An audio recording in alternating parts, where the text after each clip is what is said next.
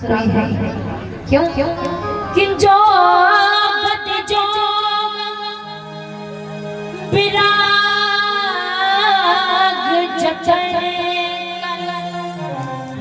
नहीं पाप का मुनि ज्ञानी। बोले महाराज जो मुनि ज्ञानी ध्यान भजन तप तपस्या अनुराग करते हैं उनको भी वो गति नहीं मिलती। कौन सी कि सो गति दे गीधा सबरी कहो प्रभु ना बहुता जिया ऐसा को उदार जग माही। कौन भगवान के जैसे।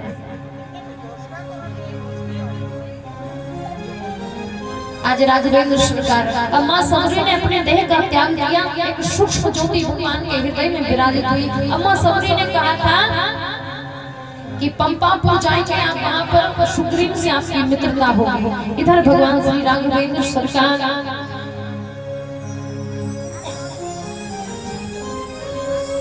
पंपापुर की ओर बढ़े और जैसे ही पंपापुर की ओर जा रहे हैं आज आकाश मंडल से श्री नारद ने भगवान को देखा। बोले प्रभु को ये कष्ट मेरी वजह से, ना मैं श्राप देता और ना भगवान को इस तरह भटकना पड़ता, मां जानकी जी के लिए इतना कष्ट उठाना पड़ा।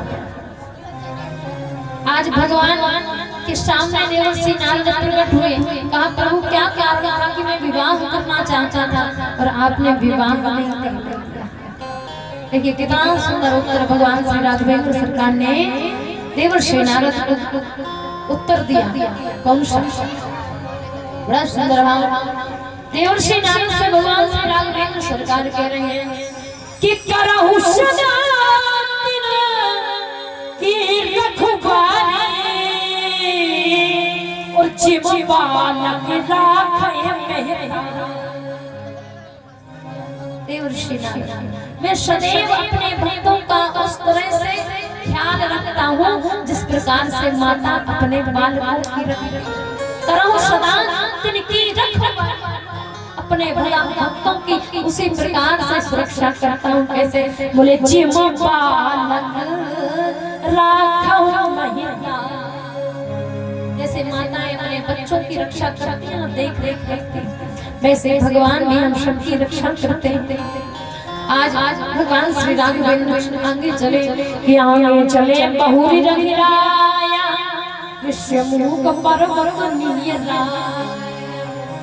आज जैसे ही महाराज विश्वमुख पर्वत के निकट भगवान श्री राघवेंद्र सरकार पहुंचे। विश्वमुख पर्वत पर बानर राज सुग्रीव जी रहते थे। कुछ थोड़े अपने सचिव सहायकों के साथ में सुग्रीव जी उस पर्वत पर रहते थे। जैसे ही सुग्रीव जी ने देखा कि कोई दो बल की राशि सिंह के समान गर्जना करते हुए वो राजकुमार चले आए। अब ध्यान देना, चौपाई कहते हैं कि आपत देख अतुल बल शिवा। अब सुग्रीव को कैसे पता चल गया कि भगवान अतुलित बल के धाम है महाराज, बल में निदान है, गुणी है महाराज, विद्या की निधि है, सागर है महाराज, समुद्र है, आनंद का सिंधु है। सुग्रीव जी को कैसे पता चला कोई बताएगा? क्योंकि महाराज भगवान जिस मार्ग से आ रहे हैं उन मार्गों में ऐसे ऐसे विकराल राक्षस रहते हैं ना, भगवान उन सबको मारते हुए उनको परम पद देते हुए निज गति देते हुए चले आ रहे हैं। आज सुग्रीव समझ गया कि इस मार्ग से वही आ सकता है जो अतुलित बल का धाम होगा, बल की राशि होगा महाराज, वीर होगा, अतुलित वीर होगा। अब तो महाराज उसको डर लगा कि माने ये वीर हैं तो हो ना हो हमारे भाई बाली ने इसको भेजा हो। सुग्रीव जी ने हनुमान जी से कहा कि आप रूप धारण करके इनका परिचय पूछ करके आई।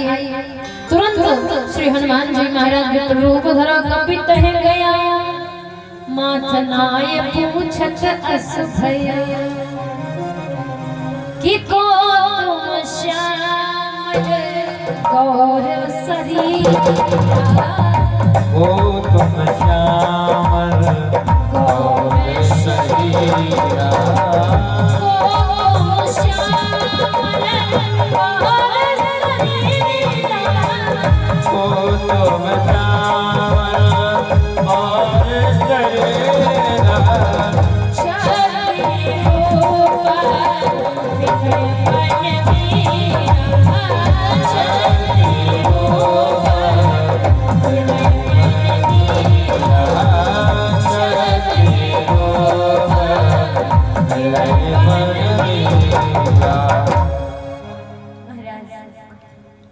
जय श्री भगवान से पूछा, बोले को तुम श्याम गौर शरीर।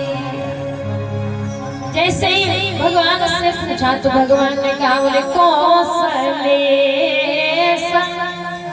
दशरथ के जाए, हम पे तो बचन मान बने आए। बोले कौशल नंदन महाराजा दशरथ के पुत्र हम राम और ये हमारे भाई लक्ष्मण पिताजी की आज्ञा से 14 वर्ष के लिए वनवास आए हैं। क्या हुआ? बोले इहा हरि निश्चर वेदे और बेटा फिराए हम खोजते, इहा हरि निश्चर वेदे विप्र फिराए हम खोजते ही, अर्थात भगवान ने संपूर्ण कथा श्रवण करा दी। बोले हम लोग क्यों खोज रहे हैं? बोले जब आप मिलोगे तभी तो ये कथा सुंदर कांड की हो जाए, सुंदर हो जाए। आज जैसे श्री हनुमान जी महाराज ने राम जी को पहचाना कि जो बाल स्वरूप में मानव का रूप लेकर के हम राम जी के साथ रहे, आज वही हमारे प्रभु, हमारे इष्ट, हमारे आराध्य, हमारे सर्वोत्तम खड़े हनुमान जी महाराज चरणों में भगवान ने हृदय से लगाया। आज हनुमान जी महाराज ने अपनी पीठ पर राम जी को, लक्ष्मण जी को लिया और ले जाकर के सुग्रीव जी के सामने पहुंचे हनुमान जी महाराज। आज जैसे ही सुग्रीव जी के पास राम जी पहुंचे, हनुमान जी ने बताया कि ये सुग्रीव जी है, बानराज सुग्रीव, ये इस पर्वत पर रहते हैं, क्योंकि इस पर्वत पर बाली नहीं आ सकता। भगवान ने पूछा बाली कौन है? सुग्रीव जी ने बताया कि मेरा बड़ा भाई है। फिर क्या ही दो है, आप दोनों भाई हो। सुग्रीव जी ने बताया नाथ वाली और मैं दो भाई, प्रीत रही कछु परम न जाए। प्रभु हम और हमारे भाई बड़े प्रेम से रहते थे। एक समय माया सुख का प्रेम पुत्र माया भी हमारे नगर में आया, और जैसे ही माया ने गर्जना की तो महाराज बाली किसी की सुनता था। अब जिसको ये वरदान हो कि सामने वाले की शक्ति हमारे में आ जाएगी, तो क्या वो किसी से डरेगा? एक तो खुद की शक्ति